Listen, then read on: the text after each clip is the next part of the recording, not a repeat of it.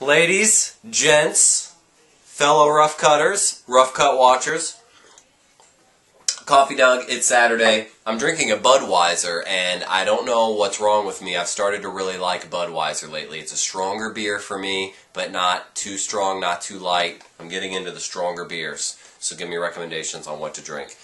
This is what I'm going to be reviewing for you this week. Tales from the Crypt, from comics to television. Well, comic books to television. This is a documentary. The first thing I want to talk about with this awesome DVD, it's a 2-disc. You can see here, I just love the artwork. It's pretty cool. The discs look amazing. I cannot find this online. I found it about a year ago, and I don't remember what I paid for it. I want to say about 20 bucks. I found, every time I've looked online, I can't find it anywhere on eBay. I find like 2 people on Amazon selling it for over $100 and something a piece. So if you know anything about this DVD set and let me know if it's worth any kind of money or anything, that would be very helpful. It's originally it was a documentary that I don't know what channel it aired on. It aired on TV in 2004, ran about an hour. It is all about Tales from the Crypt starting in comic books and going to television, exactly like it says. That's it. They don't really get into the movies hardly, the Tales from the Crypt movies. They get more into the comics than anything. If you're just a fan of the TV show, the hour-long documentary is cool, just to kind of see like where its roots were and how William Gaines created it and all that. But you're not going to like all the special features as much. A lot of awesome special features on here, over 3 hours worth. There was an interview with George Romero, R.L. Stine, all kinds of people. There's a lot of bonus material that you're really going to like, but it has to deal more with the comic books than the actual show. I found that a little disappointing. If you watched Tales from the Crypt Season 1, one of the special features was that hour-long documentary. However, it was edited and it had been cut significantly.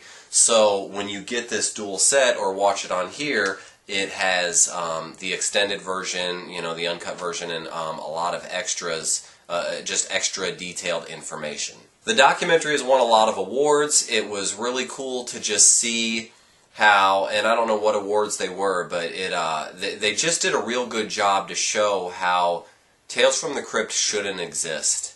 It was a horror comic, like with Vault of Horror and all that, back in the day, like the 50s, and when it started getting banned and the Comics Code Authority went into effect, so many of them were lost. So many of the stories, a lot of the actual issues were just burned or thrown away.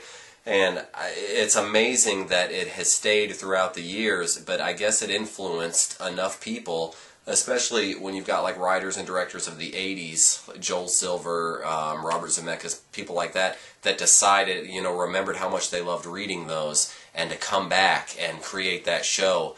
I think without the HBO show as well, many people wouldn't even remember those comics of today, you know, and I could be wrong about that. But I don't think they would be archiving all those comics and stuff had it not stayed in mainstream popularity throughout the 80s and early 90s. The movies, they're whatever. But I can't wait for another show to take place, and I really don't see why there aren't comics going on right now, because you can get away with anything in comics. Have current writers step up and start writing Tales from the Crypt stories. You could still have a Crypt Keeper and all that. I don't know why they don't, but I highly recommend this documentary if you could find it. Even if you watch it online or something and don't get all the special features, just seeing, you know, from the ground up how they created this whole franchise is really interesting. So, until next week, Coffee Doug, thank you for listening and watching.